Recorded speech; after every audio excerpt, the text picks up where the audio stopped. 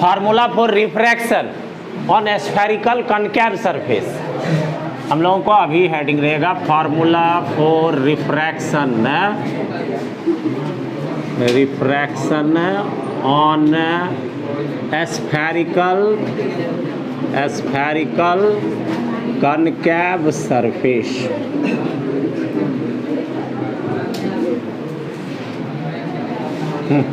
ध्यान दो, बहुत इंपॉर्टेंट। फिर हम लोग को उसी वाले भाग जो हम लोग कन्वेक्स सरफेस का देखे, तो अब सबको लगभग आधार मिल गया है। थोड़ा सा अब आसान हो जाएगा काम, अगर ध्यान दोगे तो अच्छी तरह से बातें समझ में आएगी और बना भी सकते हो। अब तो सबसे पहले हम लोग स्फेरिकल कॉनकेव सरफेस को खींचेंगे और इस पर हम लोग रिफ्रैक्शन, इसके लिए हम लोग रिफ्रैक्शन का फार्मूला ज्ञात करेंगे। तो स्फेरिकल कॉन्वेक्स सरफेस के लिए पहले यहाँ पर ध्यान दो। पहले हम लोग रे डायग्राम खींचते हैं। ध्यान दो, रे डायग्राम में यहाँ पर हम लोगों को जो सतह होगा इसका, उसको हम लोग धंसा हुआ ले। मान लीजिए एस डैश स्फेरिकल या कॉनकेव सरफेस है। अब कॉनकेव सरफेस का जो मध्य बिंदु होगा वो क्या हो जाएगा, इसका पोल होगा। तो इट मीन्स यहाँ पर हम लोग पोल को दिखाते हैं, पोल। और उसके बाद फिर हम लोगों को यहाँ से यहाँ इस जो स्फेरिकल सरफेस, यह स्फेरिकल सरफेस जिस स्फेयर का भाग होगा, होलो स्फेयर का भाग होगा, उसका सेंटर हम लोग को सेंटर ऑफ कर्वेचर कहलाएगा इसका। तो हम लोग सपोज दैट मान लेते हैं इसका सेंटर ऑफ कर्वेचर यहाँ है C, और इसको मिलाने वाली जो लाइन होगी या मिलाने वाली लाइन हम लोगों को यह हो जाएगा क्या, P। इट मीन्स पोल हो गया, ये पोल हो गया। इसको चाहो तो और तुम बढ़ा सकते हो। अब हम लोग बात करते हैं यहाँ पर कि जो टर्म हम लोगों को, थोड़ा सा हम लोग इसको और इधर ही ले आते हैं, एडजस्ट। अब देखो फिर हम लोग को यहाँ पर सपोज दैट यहाँ हम लोग एक ऑब्जेक्ट लेते हैं और ऑब्जेक्ट हम लोग ले रहे हैं फिर यहाँ पर O पर पॉइंट साइज ऑब्जेक्ट है। तो पॉइंट साइज ऑब्जेक्ट अगर O पर है तो ऑब्जेक्ट से आने वाली दो रे, एक रे विदाउट एनी डेविएशन वह हम लोगों को पोल से होकर के पास करेगी, और दूसरा जो है वह हम लोगों को इंसिडेंट होगा इस तरह से स्फेरिकल सरफेस पर कि उसके पाथ में डेविएशन होगा, जो हम लोग पीछे भी देखे। तो सबसे पहला हम लोग ये देखें, ये वाला रे जो है विदाउट एनी डेविएशन आगे निकल जाएगा, और दूसरा रे यहाँ पर इंसिडेंट हो रहा है, दूसरा रे इंसिडेंट। अब ये वाला जो माध्यम है हम लोगों को फिर कौन सा, रेरर, और इसका हम लोग रिफ्रैक्टिव इंडेक्स कितना, 1, और यहाँ वाला मीडियम हम लोगों को फिर डेंसर हो गया, और डेंसर या हम लोगों को इसका रिफ्रैक्टिव इंडेक्स है N2। तो यहाँ इस मीडियम के लिए इस तरह का चिन्ह भी प्रयोग कर सकते हैं ताकि थोड़ा सा उससे अलग दिखने में लगे। यह डेंसर मीडियम है और इधर वाला हम लोग को रेरर मीडियम। अब हम लोग यहाँ इस पर जो भाग है, इट मीन्स जहाँ पर इंसिडेंट हुआ है रे, इस इंसिडेंट पॉइंट को हम लोग नाम दे देते हैं यहाँ पर Q, सपोज दैट ये। और इस जो इंसिडेंट पॉइंट है इस पर हम लोग एक फिर क्या करेंगे, लंब खींचेंगे। इट मीन्स ये हम लोग को लंब नॉर्मल। अब उसके बाद जब रे यहाँ से इट मीन्स रेरर से डेंसर में जाएगी तो वह क्या होगा, बेंड्स टुवर्ड्स नॉर्मल या go away from normal, bends towards normal. तो बेंड्स टुवर्ड्स नॉर्मल में हम लोग ये दिखा सकते हैं, यह थोड़ा सा हम लोग को उधर हो जाएगा, इट मीन्स इस तरह से, और ये हम लोग को नॉर्मल है, यह एंगल हम लोग को कौन सा हो जाएगा, R। अब बात ये रही कि आगे तो ये दोनों रे नहीं मिलेगा, अब नहीं मिलेगा तो हम लोगों को पीछे ट्राई करना है। तो ये जब उधर गिर रही है तो इसका मतलब सीधे तौर पर हम लोग कह सकते हैं या यहाँ पर मिल जाएगी पीछे बढ़ाने पर, और यह इमेज वाला पोजीशन है इसलिए इसको I से दिखा देते हैं, यह हम लोग को I हो गया।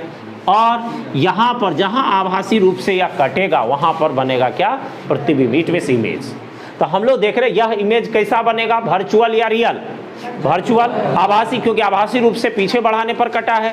तो अभी पहले इतनी बातें सबको क्लियर होनी चाहिए। और ये हम लोग देख रहे हैं कि ये हम लोगों को क्या हो गया, नॉर्मल, और नॉर्मल और ये इंसिडेंट रे के बीच बना कोण जो होगा, इस कोण को हम लोग किससे दिखाएंगे, I से। और ये रिफ्रैक्शन, ये हम लोग को R है तो निश्चित रूप से ये वाला जो एंगल होगा, इट मीन्स रिफ्रैक्शन रे का और नॉर्मल के साथ जो बना हुआ कोण होगा वो भी कितना हो जाएगा, हम लोग को ये भी कितना हो जाए, ये आर है तो ये भी एंगल कितना हो जाएगा, आर हो जाएगा। उसके साथ साथ हम लोग यहाँ से एक लंब खींच देते हैं और यहाँ पर उसके लिए हम लोग नाम फिर दे देते हैं कितना। अब इंट्रोडक्शन में बात हम लोग सीधे कर सकते हैं कि let's dice is a spherical convex surface where P is pole and C is centre of curvature of this spherical surface. ठीक है, a point size object is situated at O on the principal axis of this spherical surface and there are two rays is incident upon this spherical surface and first one it means which is passing through the pole without any deviation, this goes from next to next and then lastly a ray which is incident upon a spherical surface they go to deviate it in other medium, it means denser medium। ये हो गया, दूसरे medium में deviate हो रहा है किस तरह से वो हम लोग देख रहे हैं। उसके लास्टली हम लोग देख रहे हैं lastly a virtual image formed at principal axis at point आई।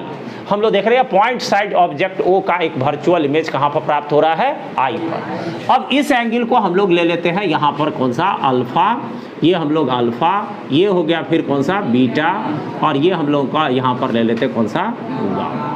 ये हो गया इंट्रोडक्शन में हम लोग दो मुख्य बात पर और पूरा डिटेल से अपना लिख सकते हो। हम यहाँ पर फोकस कर रहे हैं कि लेट हम लोग कर लिए क्या हो गया, एस डाइस हम लोगों को क्या है, एस डाइस स्फेरिकल सरफेस हो गया या स्फेरिकल कॉनकेव सरफेस हो गया, कॉनकेव सरफेस, यह स्फेरिकल कॉनकेव सरफेस हो गया। उसके बाद हम लोग देख रहे हैं यहाँ पर पोल हो गया कौन सा, P, centre of curvature C of C हो गया कौन सा, फिर हम लोग को इसको C से दिखाए हैं। उसके बाद हम लोग कह सकते हैं point size object, point size object, object at हो गया कहाँ पर O, final image, final virtual image, virtual image formed eight कहां पर हो गया, आई। देख रहे हो बातें, ये इसका मुख्य भाग है। ये बात तुमको जानकारी में आनी चाहिए सबसे पहले कि हम लोग को किस तरह से इमेज का वहां का और जितनी भी बातें अभी मैकेनिज्म बताए कि कैसे कैसे रे जा रहा है, किस तरह से कट रहा है, कहां बन रहा है, उसको तुम सब ऐड कर सकते हो इंट्रोडक्शन में। ठीक है, बातें समझ में आ रही है सबको। अब चलिए हम लोग कैलकुलेशन करें। तो अब कैलकुलेशन में यहाँ पर हम लोग जो कैलकुलेशन करेंगे, कैलकुलेशन हम इस साइड ले रहे हैं। अब सबसे पहले हम लोग यहाँ जो सिद्धांत अब यूज करेंगे, हम ले रहे हैं यहाँ पर इन ट्राइंगल, फिर ट्राइंगल हम ले रहे हैं ओ, देख लो सबको खोज लो, ओ क्यू और सी, बोलो ने अपने से, पहले ध्यान दो, समझो बात को, पीछे पीछे चलो, आगे आगे।